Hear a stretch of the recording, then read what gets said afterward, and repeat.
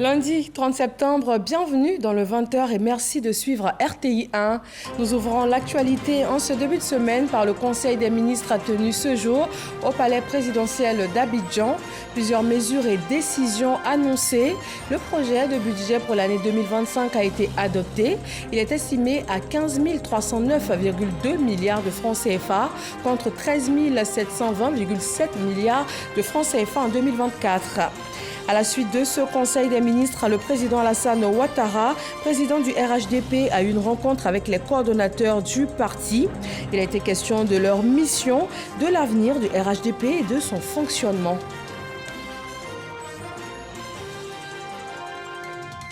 Campagne 2024-2025, le prix du kilogramme du cacao est fixé à 1800 francs CFA, le kilogramme du café à 1500 francs. De plus, les planteurs vont pouvoir bénéficier désormais de la couverture maladie universelle aux frais du Conseil café-cacao. Les annonces faites ce lundi par le ministre de l'Agriculture lors des journées nationales du cacao et du chocolat. Et puis au Rwanda, le virus Marburg fait parler de lui. Le pays annonce déjà 8 morts, 26 cas confirmés, 300 cas contacts identifiés. La population a été invitée à éviter tout contact physique afin d'enrayer la propagation de la maladie. Bonsoir à tous, c'est toujours un plaisir de vous retrouver sur RTI 1. Un conseil des ministres s'est tenu aujourd'hui en début de journée. Le projet de budget pour l'année 2025 a été adopté. Il est estimé à 15 309,2 milliards de francs CFA. Le conseil a en outre adopté un projet de loi autorisant la création du corridor de transport Praia-Dakar-Abidjan, une autoroute longue de 3164 km. Herman Guivet. Un conseil des ministres ce lundi 30 septembre au palais présidentiel, présidé par le chef de l'État, Alassane Ouattara. 8 mesures générales, 2 projets de loi, 6 projets de décret, 3 mesures individuelles et 2 communications étaient à l'ordre du jour de ce conseil. Pour ce qui concerne les 2 projets de loi adoptés au cours de ce conseil, le premier fait référence au projet de budget pour l'année 2025. Le projet de budget pour l'année 2025 est structuré en 31 dotations et 153 programmes déclinés au sein des institutions et des ministères. Il s'équilibre globalement en ressources et en charges à 15 309,2 milliards de francs CFA contre 13 720,7 milliards de francs CFA en 2024, soit une progression de 11,8%.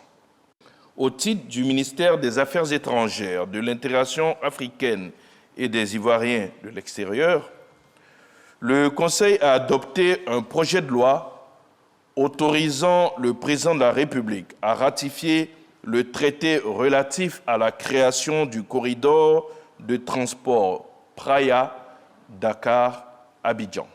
Le corridor multimodal Praia-Dakar-Abidjan est un projet autoroutier de grande envergure long de 3164 km avec 600 km de connexion maritime réunissant 8 pays, à savoir le Sénégal, la Gambie, la Guinée, la Guinée-Bissau, la Sierra Leone, le Libéria et la Côte d'Ivoire.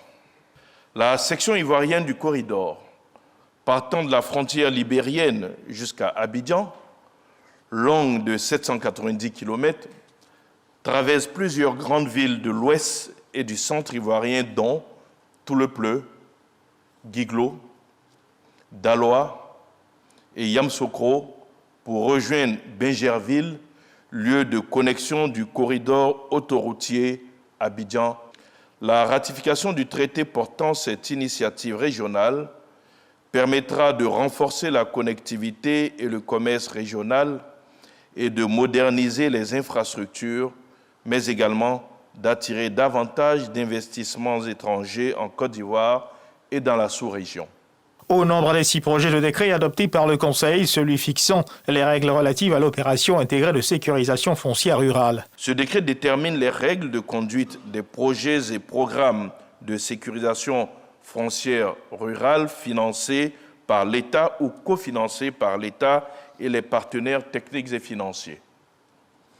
Il adopte une approche intégrée des différentes opérations du processus de sécurisation foncière rurale, allant des activités préparatoires aux activités de délimitation des terroirs des villages et de reconnaissance des parcelles coutumières, de façon à réduire les délais et les coûts des opérations et à rendre systématique la délivrance du certificat foncier aux ayants droit sur le domaine foncier rural coutumier. Le deuxième décret porte sur la reconnaissance de l'organisation interprofessionnelle agricole de la filière mangue, dénommée Intermangue. Conformément aux dispositions législatives et réglementaires régissant les groupements de la production agricole, de la transformation et de la commercialisation, ce décret reconnaît à l'organisation interprofessionnelle agricole Intermangue la qualité d'organisation interprofessionnelle agricole de la filière mangue. Au titre du ministère de l'Économie, du Plan et du Développement, le Conseil a adopté un autre décret. Un décret portant création, attribution, organisation et fonctionnement du cadre institutionnel d'élaboration du Plan national de développement PND 2026-2030. Ce décret définit les différents organes chargés de la coordination et de la supervision des travaux d'élaboration du PND 2026-2030. Il prévoit 4 organes, à savoir un comité stratégique et d'orientation, un comité de pilotage, un comité technique et un secrétariat technique. Ce dispositif est placé sous l'autorité de M. le vice-président de la République. Au titre du ministère de la Santé, de l'Hygiène publique, de la couverture maladie universelle, le Conseil a adopté un décret qui redéfinit les conditions d'installation et d'exploitation des établissements sanitaires privés et renforce les modalités de leur contrôle. Ce nouveau dispositif permettra non seulement de remédier à l'absence de contrôle constant et d'assurer la qualité des prestations dans les établissements sanitaires privés, mais également d'accroître le nombre d'acteurs du secteur privé de la santé. Au chapitre des communications, le Conseil a salué la participation de la Côte d'Ivoire à la semaine de haut niveau de la 79e session de l'Assemblée générale des Nations unies, tenue du 20 au 27 septembre 2024 à New York, aux États-Unis. La Côte d'Ivoire était représentée par le vice-président de la République, Tiemoko Méliès-Koné. Le vice-président de la République a eu l'occasion de lancer un appel à la communauté internationale pour une mobilisation en faveur des populations du Sahel, a invité les Nations unies et tous les partenaires à accroître l'assistance humanitaire destinée aux réfugiés climatiques, a mis en évidence la responsabilité collective pour un accès sûr et équitable à l'intelligence artificielle en vue de contribuer au progrès et au bien-être de tous, et s'est félicité de l'adoption du pacte numérique mondial qui devrait permettre une meilleure utilisation des avancées technologiques. Toujours au chapitre des communications, le Conseil a donné son accord pour l'établissement de relations diplomatiques de plusieurs pays avec la Côte d'Ivoire. Le prochain Conseil des ministres est fixé au 16 octobre 2024. Et puis, sur l'actualité relative à la sortie de l'écrivain avocat franco-libanais Robert Bougui, quant à l'issue des élections de 2010 en Côte d'Ivoire, le porte-parole du gouvernement s'est prononcé. Je vous propose de l'écouter. Ce processus a été certifié. La CEI a donné des résultats. Le Conseil constitutionnel s'est dit et s'est dédié, il est revenu sur les résultats qu'il avait annoncés. Le groupe d'experts s'est prononcé. Enfin, on a tout ça, et puis un individu qui a écrit un livre, parce que c'est important de le dire, et qui fait des interviews dans le cadre de la promotion de son livre, veuille dire autre chose, et puis que cela fasse débat. Nous souhaitons que ce livre soit un best-seller, ce serait bien pour M. Bourgi. Pour le reste, je voudrais juste lui rappeler que Internet a la mémoire immense et je le laisse à ses propres contradictions parce que nous sommes des contemporains. Le président du Rassemblement des oufouettistes pour la démocratie et la paix, RHDP, a rencontré ce lundi après-midi tous les coordonnateurs du parti. Alassane Ouattara a ouvert la réflexion sur l'avenir du RHDP, son fonctionnement et les principales missions des coordonnateurs dans leurs différentes régions. Nous reviendrons au cours de cette édition sur cette rencontre. Demain, mardi 1er octobre, s'ouvre la campagne café-cacao. Le prix marchand du cacao est fixé à 1800 francs CFA le kilogramme, soit une hausse de 20% par rapport à la précédente campagne. Et le café passe à 1500 francs CFA avec une hausse de 55%. Tanguy. Le rideau est tombé sur la 9e édition des Journées nationales du cacao et du chocolat JNCC ce lundi, en même temps que s'ouvre la campagne 2024-2025 du café et du cacao avec l'annonce des différents prix borchants par le ministre d'État, ministre de l'Agriculture. Le prix du kilogramme de café bien séché, bien décortiqué et bien trié est fixé à 1500 francs CFA. Contre 900 francs, soit une hausse de 600 francs CFA. Le gouvernement de Côte d'Ivoire, dans le cadre de la coopération stratégique avec le gouvernement du Ghana, a décidé d'harmoniser les politiques de production, de commercialisation et de fixation des prix de cacao. Ainsi, pour la campagne 2024-2025, qui s'ouvre et après analyse des composantes de la vente anticipée du cacao, le gouvernement a décidé une hausse de 20% par rapport au prix de la campagne intermédiaire qui s'achève et donc de fixer à 1800 francs le prix du kilogramme de cacao.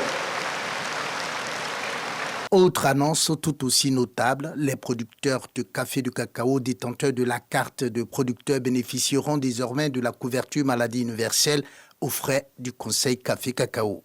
Le président de la République a décidé que désormais, tous les producteurs de café et de cacao, détenteurs de la carte de planteur, bénéficieront, leurs familles et eux, de la couverture maladie universelle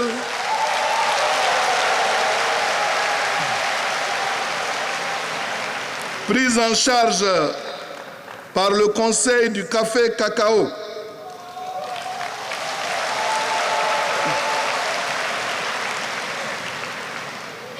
Les planteurs n'auront donc pas à débourser de l'argent pour avoir accès à la CEMU. Juste avant ces différentes annonces du ministre d'État, ministre de l'Agriculture, le directeur général du Conseil Café-Cacao a dressé un bilan satisfaisant selon ses propres termes de cette 9e édition des Journées nationales du cacao et du chocolat JNCC qui a eu pour thème « Pas de producteurs, pas de cacao ». Et puis revenons en images sur cette rencontre du président du Rassemblement des oufouettistes pour la démocratie et la paix qui a rencontré donc cet après-midi tous les coordonnateurs du parti. Alassane Ouattara a ouvert la réflexion sur l'avenir du RHDP. Il a été question aussi de son fonctionnement et surtout des principales missions des coordonnateurs dans les différentes régions en cette période électorale. Nous écoutons le porte-parole du RHDP. Le secrétaire exécutif a ouvert la réunion en souhaitant la bienvenue au président de la République, président du parti. Il a situé le contexte et l'importance de la rencontre des coordonnateurs principaux avec le président du parti en indiquant qu'elle a pour objet de réactiver les coordinations régionales et de remobiliser le parti à la base. Le président du directoire a ensuite rappelé que les coordonnateurs régionaux nommés par le président du parti sont au nombre de 47.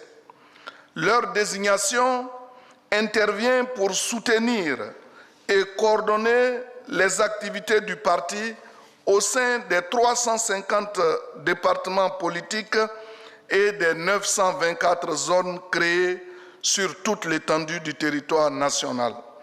Cette nouvelle réforme traduit la vision du président du parti de renforcer le pouvoir de décision des militants de base et de consolider l'ancrage du parti dans les territoires.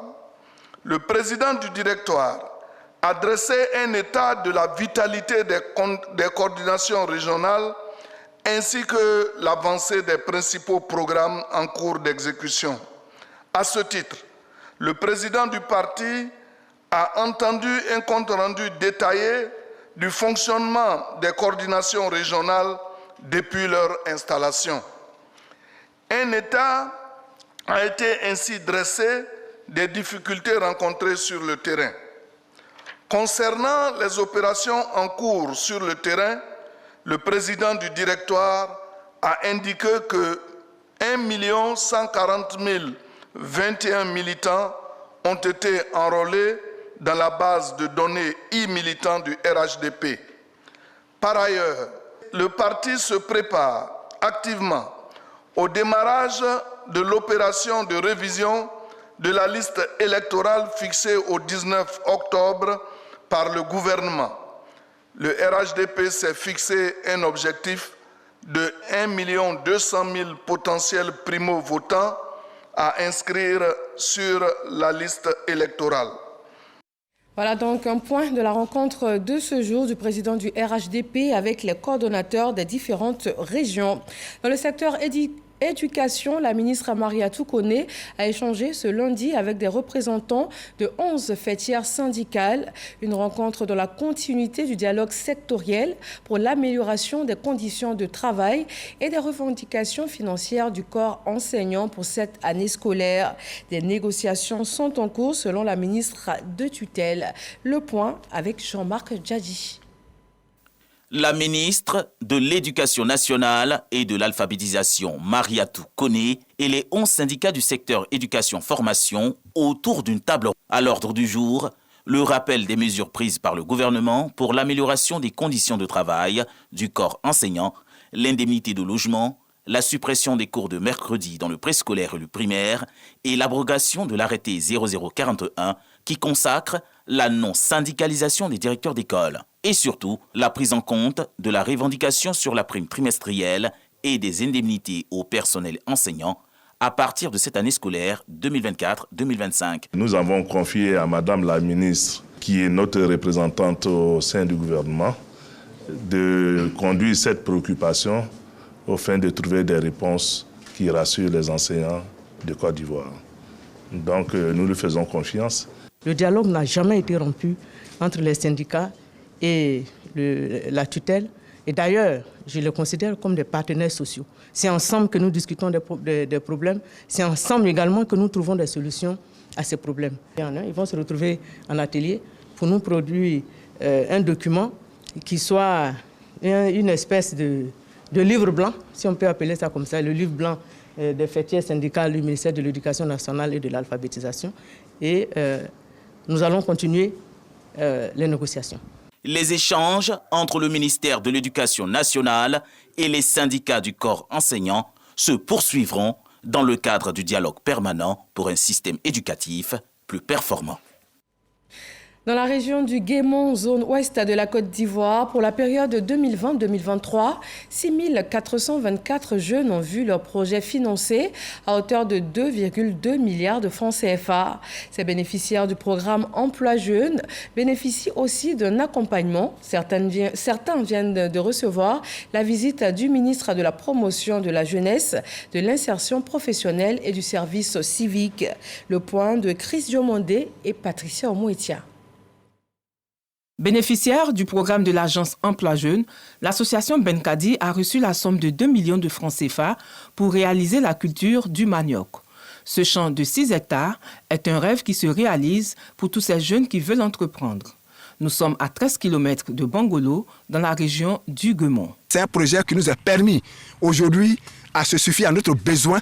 Ça nous a permis aujourd'hui à travailler. En tout cas, c'est un bon projet. En tout cas, moi, je lance un appel à nos frères de prendre le courage que ce que le ministre nous a donné, que de prendre soin, que c'est un bon projet. Comme l'association Benkadi, plusieurs jeunes de Bangolo, Kwibli, Fakobli et Dieukwé ont bénéficié en 2023 de l'appui du gouvernement dans plusieurs programmes, notamment le programme de travaux à haute intensité de main-d'œuvre TIMO, les activités génératrices de revenus AGR, des micro- et petites entreprises MPE et le programme volontaire de la CAN et emploi salarié. C'est le cas de ces jeunes bénéficiaires qui, aujourd'hui, reçoivent des contrats après 3 ans de formation dans le secteur de la santé. J'ai fait une formation qualifiante et nous avons déposé les dossiers au sein de l'emploi jeune et ils nous ont pris.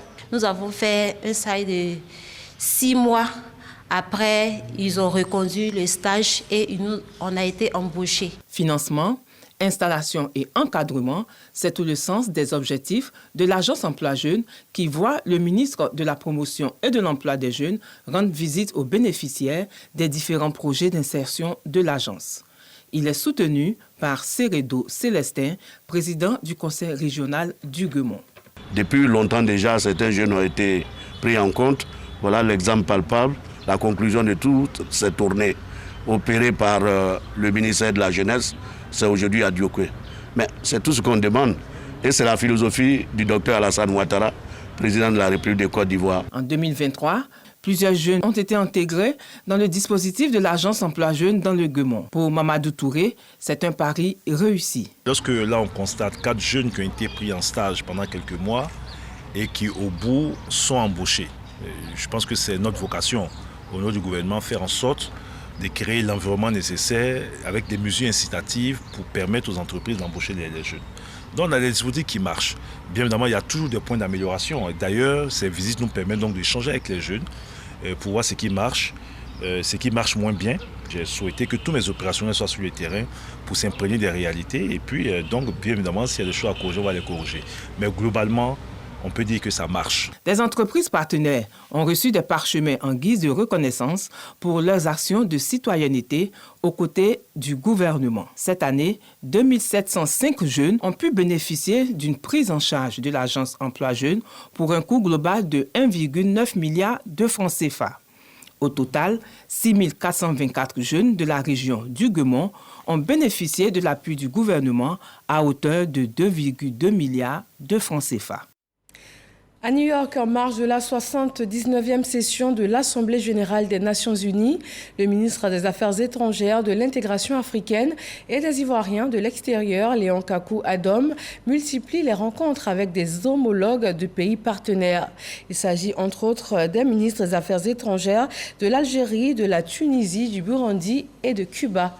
À Mississauga.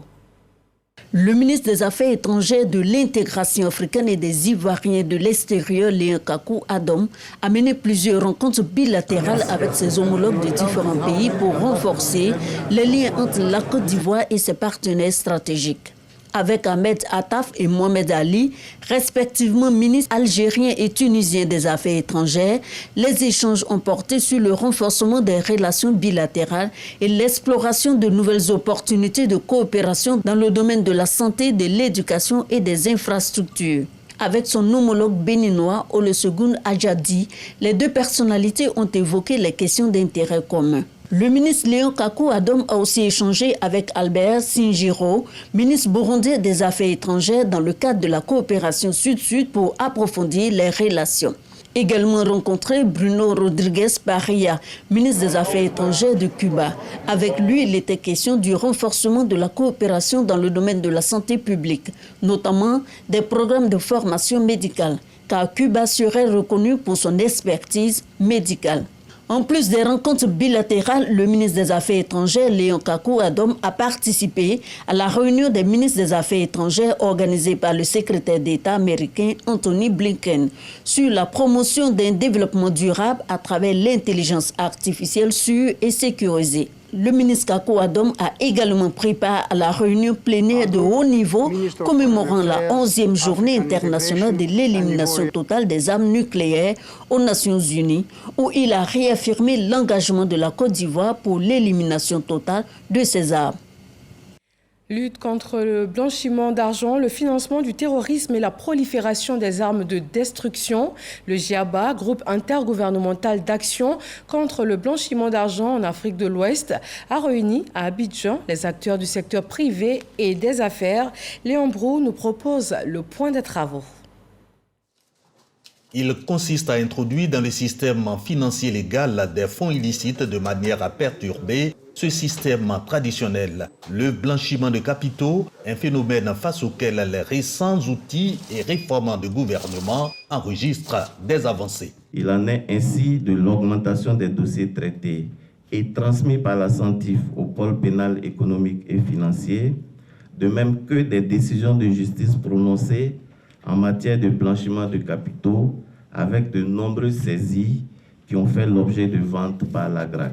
Toutefois, le blanchiment de capitaux reste une menace économique. Le GIABA, le groupe intergouvernemental d'action contre le blanchiment d'argent, évalue son impact au moins au double de l'aide au développement et y oppose des réponses communautaires, d'où cette séance de formation et de sensibilisation des acteurs du privé. 48 heures pour intégrer les risques de vulnérabilité et les normes en matière de lutte contre le blanchiment d'argent, le financement du terrorisme et la prolifération des armes de destruction. Lorsqu'un pays a un dispositif de lutte contre le blanchiment des capitaux et de financement du terrorisme efficace, performant, ça attire les investisseurs. Et la Côte d'Ivoire est un carrefour en matière économique, financière.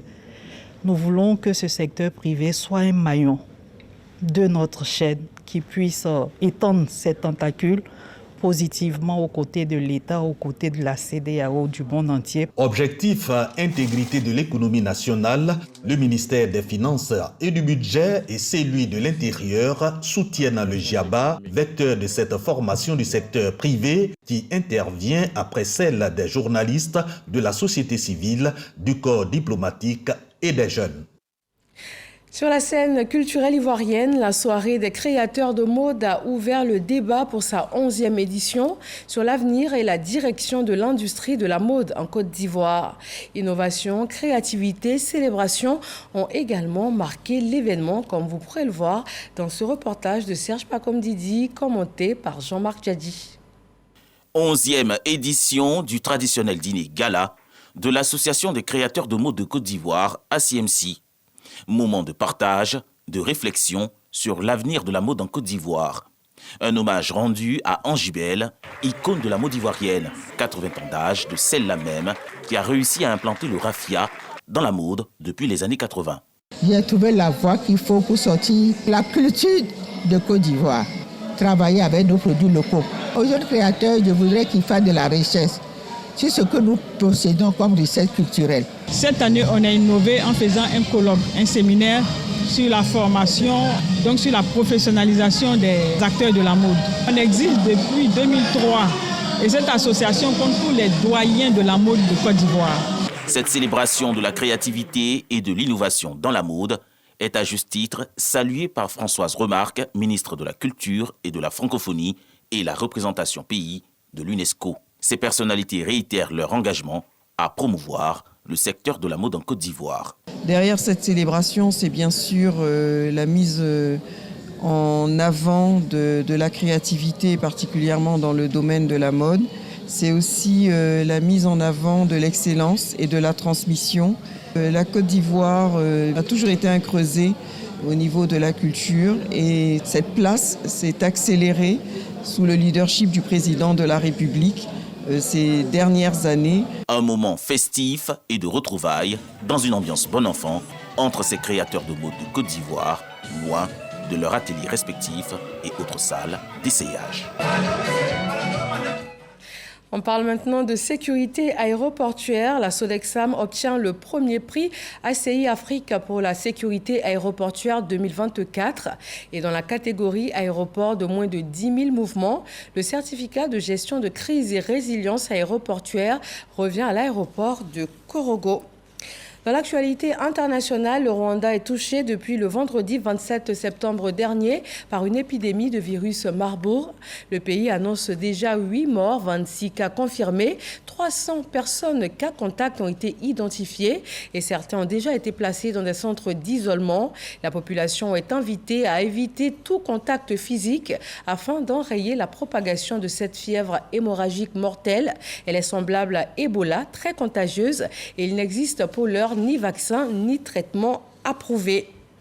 Depuis plus d'une semaine, l'armée israélienne bombarde le Liban. Elle annonce vouloir éradiquer le Hezbollah. Et pour la première fois, le cœur de la ville de Beyrouth a été frappé aujourd'hui. Israël a d'ailleurs informé Washington qu'il entendait mener des opérations terrestres limitées visant le Hezbollah à la frontière avec le Liban. Arrivé à Beyrouth dimanche soir, le ministre français des Affaires étrangères a appelé Israël à s'abstenir de toute incursion terrestre et à cesser le feu. Depuis le début, le 23 septembre, des bombardements, plus de 1000 morts, en majorité des civils, selon le ministère libanais de la Santé, et 6000 blessés, avec environ 1 million de déplacés. Voilà qui met fin à ce 20h. Merci de nous avoir suivis. Excellente fin de soirée sur RTI 1 et à demain 20h.